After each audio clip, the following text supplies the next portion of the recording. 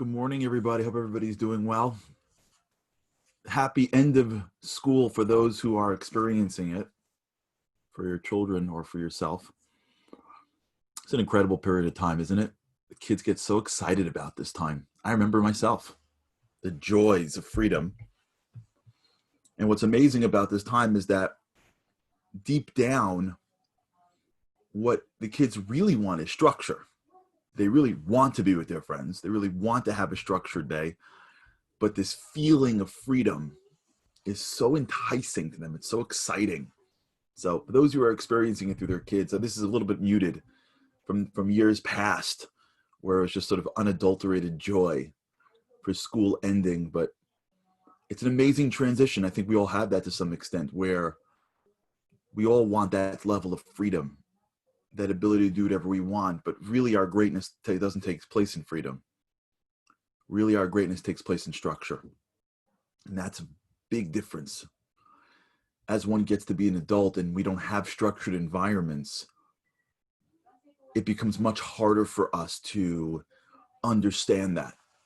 And the more structure we place ourselves in, the more structure we put around ourselves, the more successful we'll be. We've been talking a lot about significance here. We've tried to delve into this concept that we have this inner need to be to grow, to be connected. A piece of us comes from the ground. And in search of significance, society tells us if you get a symbol, you'll get it. And the more we go after symbols, the harder it is for us, because symbols never satisfy. I got an email from someone yesterday. And it's a very common email that I've been getting. This feeling of everything is fine, but I feel empty. I can't even count the versions I've gotten over the past just 2-3 weeks of every spectrum. Mom and kids, person at work, whatever it is. I got the stuff that I want and I'm empty. And the answer is because the relation we have to the things that we want is maybe in the arrows directing in, even if we're giving. But the more we recognize the things that are in our lives are there for us to become more of value to them, and the more we get the joy of being of value to more people, the more we can take the smallest things and get lost in it, which is really connected to this whole idea of flow. That the real joy in your life comes by getting lost in what's in front of you. That, by the way, is a critical checkpoint for us before we move into the next area. Like if we're at the border right now of significance and we're entering into the territory of connectedness, one great major checkpoint that we have to always remember is that happiness is not going to be contingent on anything. Happiness is a choice. And one great, powerful way to ensure happiness is to get lost in the things that you're doing. You may have to be more discriminative as to what you're choosing to do. Fine. But when you get lost in what you're doing, you're happy. The difference between the kid who is playing Lego and is the king of a castle and he's like lost in his world, and the dad who's throwing a football in the backyard with his son or his daughter and thinking about the emails that he has to read is the two different worlds. It's getting lost in something. It's getting lost in a conversation. It's getting lost in work that you're doing. It's getting lost in life. Right. Awesome, Liran. Exactly. Be where your feet are. That's an awesome thing. That's a great line. Liran, for those who don't have the benefit of Zoom, Liran just dropped a great line on our chat. Be where your feet are. Exactly. And what that does, now here's the key though. It only really works if you're trying to give to it. Even if it's a garden you're giving to. Even if it's cleaning up. You're trying to get better. You're trying to be more of value. If you allow yourself to be a giver in the moments that you're in, you're going to find a lot more joy in the things that we're doing. And that's the world of significance. And then once we get into that space, that's when we start to have a chance at influencing more people, at being a bigger influence, at all the stuff that we want. And then when you're giving that much value to your clients, you're usually going to be able to ask for more compensation, et cetera, et cetera. People get wealthy over taking. People get wealthy over giving. You just got to choose. So now we got to move into the next category. And the next category of one's psychological needs is connectedness. In the world of the self-determination theory, they speak about this from a place of relatedness to other people. You can't live in a bubble. You can't live in isolation. It doesn't work. A lot of studies about people that are later in their lives and they lose a spouse. Later in life, people that have been married 50 plus years and they lose a spouse, and the impact that it has on them because they've been used to being with somebody. The feeling of being alone is very difficult. We all feel it. We all know it. Our kids sort of sense it. Like I said, that's why if you put your children to bed, the one thing they want more than anything is for you to sleep with them. Why? Why do I have to lay in bed with you? The answer is because it's dark and I feel alone. They can't articulate it, but that's what they feel. We're very scared of being alone. And when we accomplish things alone, they don't feel the same. When we accomplish things in life and we are alone, it doesn't feel like it's a true accomplishment. Even if we have people around us, even if we're surrounded by people, but we know, we sense it if we feel alone. And this is a psychological need called relatedness, connectedness. You need to be connected to people, which is why people play games. Because I want to feel connected to the team. I want to feel connected to my group. This is why people go, like I said, this is why people go to football stadiums. It makes no sense. I'm logically, to go watch a game in December outside for 5 hours and spend enormous amount of money just to watch a game that you've got a better chance of watching with multiple angles in the comfort of your home. It's only you go because of connectedness. You want to be connected to something. That's why people are constantly trying to connect themselves to parties and to sports teams and to groups. Why? Because they want to be connected. Why is this? Because at our core, we're a soul. And a soul is just one connected piece of a larger whole. Not only is the soul sitting around going, hey, body, can you step up and be me? And so we need this feeling of significance, this growth of being an earthly body to being a divine soul. It's more than that. The core of who we are is part of something else. It's how we exist. It's the origins of what we are. We're just a piece of the larger divine light. We don't exist independently. Our body may be independent. We don't exist. We have a shared soul. We see it all the time. A husband and a wife are two parts of the same soul. They've reunited. A nation, we are taught, a nation is just under one large national soul. So if you have very myopic views, you see, like if I would show you my fingers, if you didn't know that it was connected on top, you'd see 4 different things. You'd be like, that's 4 different entities. But as soon as you have a little bit of knowledge and it goes up, you go, well, that's not really 4 entities. It's part of a hand. That's how it works spiritually. We're at the lowest level, so to speak, of the levels of soul. So we feel like I'm independent than you. I feel like I can beat you. I feel like if I win and you lose and I win, that's not how it really works in the world of spirituality. The way it really works is that me and you are connected. We come from the same place. I can't possibly win if you lose. There's actually a very famous Jewish law on this. Listen to this beautiful Jewish law. When you make a blessing on doing a commandment, a mitzvah, usually if you make a blessing, you can't keep on making blessings. I made a blessing on this coffee. I can't keep on making a blessing. I made it already once. You make one blessing and you move on. You can't keep on using God's name. But when it comes to a commandment, let's assume I have a commandment to take a lulav on the holiday of Sukkot. We have a mitzvah. We have a commandment to take and shake a lulav. Let's assume I did that. Or let's make it easier. Every Shabbat, I have a mitzvah to make kiddush. Let's do that. So I made kiddush. I made kiddush. I'm good. Now let's assume a family member walks in and they need to hear Kiddush. They don't know how to say it. Can I say it again? I did it already. I'm done. I made my blessing. You know what the Jewish law says? You can. How? The answer is because if they didn't do it yet, then there's a piece of you that didn't do it yet. Is that incredible? That means if there's some other Jew, you have a responsibility to make this commandment. This is our responsibility. God commanded us to make this blessing. If there's some other person in our nation that has not yet made that blessing, that means there's a piece of my soul that has not fully fulfilled the commandment of Kiddush, so I can make the blessing. And you know why? Because we're interconnected. It's life. That's the nature of the soul. We don't win when other people go down. We don't. By the way, and we're connected to our nation. We're connected to this world.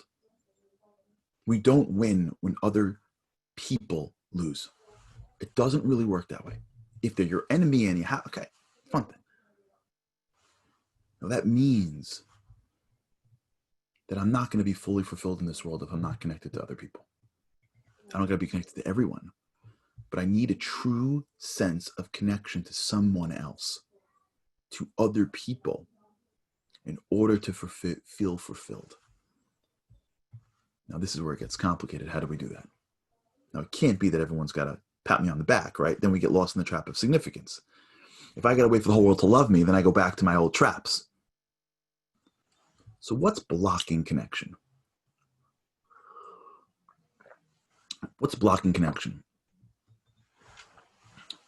It's in, look at the Mishnah, for why Yoshua, look at the Mishnah Berurah. It's in there. If you want to, if you're Friday, look at that Yalkut Yosef, it's in there as well. I think it's in the Mishnah Berurah, but I follow Yalkut Yosef, so that's where I found it from. So what's blocking connection? So let's begin this process. This is a critical thing for us to talk about today. And we're going to delve into it today, and I hope tomorrow, and I think if we can get this, I think we're going to continue growing with Hashem, with God's help in our way.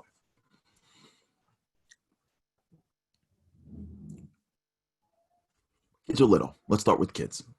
Why? Because kids are honest, right? They're little. They haven't been brought into this world yet. They're little. They're playing. They're in their own little spaces. If you want to see honesty, look at a child. That's why, by the way, I once heard someone saying that's why people love trying to make kids laugh. Why? Why do you take like this like high-powered guy and like all of a sudden he sees a baby and like he naturally is like trying to like goo goo gaga him? Why? Because when a kid smiles, it's real. And everyone else smiles, you don't know. And the real smile feels different. Let's take a child. He's 2 years old. He comes into this world. She comes into this world. And from when they first start coming into this world, it's like, it's total jumping, right? They're growing, they're learning, they're playing, they're laughing, they're crying, they're yelling, they're screaming, they're best friends with somebody, they hate the person, they shared the toy, they didn't share the toy. The life of a 1-year-old, a 2-year-old, a 3-year-old is a constant roller coaster. And they are who they are. They fail sometimes, they win sometimes. They're not that embarrassed. They embarrass us sometimes. They'll say whatever they want in their minds. You ever sit around with a 4-year-old, a 5-year-old? Anything goes on in the house. As soon as if anything goes on in this house, the 5-year-old is like broadcasting it to everybody else. What are you going to tell them? Don't say anything? Everything is honest, right? You don't got to promise a 5-year-old anything, because if you say it, they take it as a promise, right?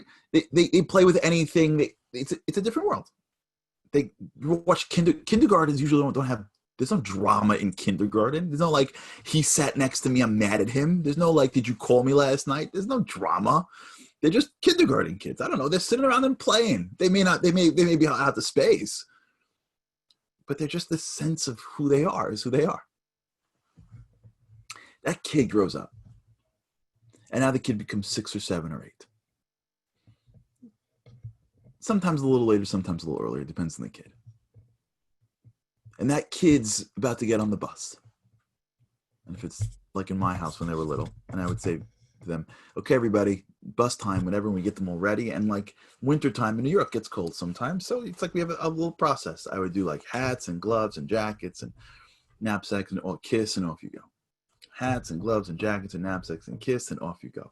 And every day, the same deal. Hats, gloves, jackets, knapsack, kiss, and off you go.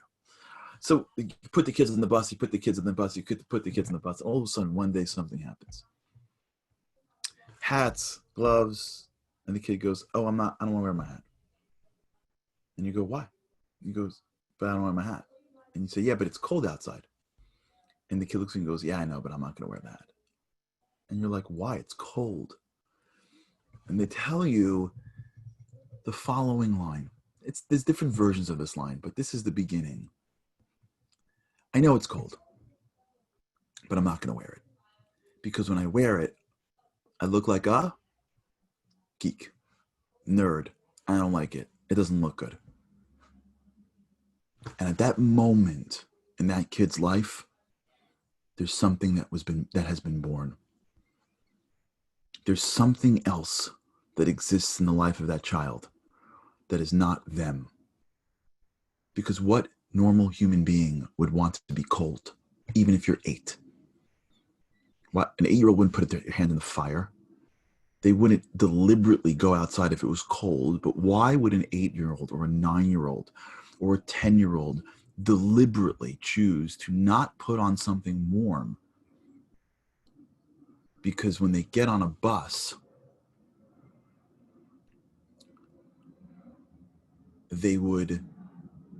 somebody may look at them in a way that they may not like. Like, what happened? What drove them to act against their self-interest? What drove them to put themselves in a scenario that was going to be more physically uncomfortable for them? And the answer is the image. When you live in this world, we have a natural need to connect. It's not the same as significance. Significance is to dominate, to win, to get the A. We're okay in the world of significance being the one person on top. But once you get into the world of connectedness, of relatedness, there's another thing that's driving us. There's that need to be connected to other people. There's the need not to win, but to be connected, to be approved of, to be included in. There's some schools where in class, the approval mechanism is failing. So kids are deliberately trying to lose because they want to be approved of. They want to be included in a circle. That world of I need to be connected, I need to be with other people, now puts me in a precarious scenario. That means that what society is giving me is not just a symbol that I'm winning. Society is setting the rules of how I'm going to be accepted. Society is also setting the rules of what we consider to be the threshold of you being one of us. It's different. It's distinct. It's different than significance. You're not trying to stand out. You're trying to fit in. And that fitting in is critical because you can't be alone. We can't go to school and feel alone. We can't go out into the big world and be alone. And so we need people to tell us what it is that we need to do to be accepted into this little society. So when I wake up in the morning, I feel like I am connected to somebody else. And when you're little, whoever's on the bus, whoever's in your class, whoever is an upper gradesman, whoever is in this little micro society called family, friends, school, whoever's in these worlds set the terms of what it is that we determine are things that you need to do to be accepted with us. And at that moment, we realize that, hey, I may not make it. I was putting on the hat and I thought it was okay, but I guess my friends think it's ugly. I was wearing these clothes. I was eating this food. I was saying these things. I was this nice. I was playing with anybody. I was studying. I wasn't studying. I was just being me. I guess that's not enough. So now I have to create a little bit of a film, a little bit of a screen around me And I got to make sure that screen, even if it's not me really, I got to make sure that screen is accepted. And that's called the birth of the image. Regardless of whether I want to wear that hat, it's going to mess up my image. And the people that I'm interacting with now are now not interacting with the true me. They're interacting with a version of me that I need to put around me so that the people around will accept me. The birth of the image is now the creation of this shell that we put around us, that we work on and tinker with to make sure that we can put on this body armor and connect to people. When you're little, you don't realize it. And then as you get older, you still don't realize it. And we're going to do tomorrow with God's help, and maybe we'll see. So we have to take that out and analyze it. Because many times the reason we don't feel connected is because the people that are connecting to us are not connecting to us. They're connecting to our image. We're connecting to their image. It's like we're both walking around with these big body armor suits. And I'm just talking, my image is talking to their image. And both of us are like nestled behind, feeling a little bit more alone. All right, we'll continue this. Thanks so much for your time today. We should, let's spend the day trying to really push to get lost in the world, lost in giving value, and begin the process of trying to discern. This is stuff that we're cutting with scalpels. We're not using axes. Discern between what is us, what is our image. And we'll talk about this with God's help tomorrow. I look forward with God's help to see you again tomorrow. Thanks so much.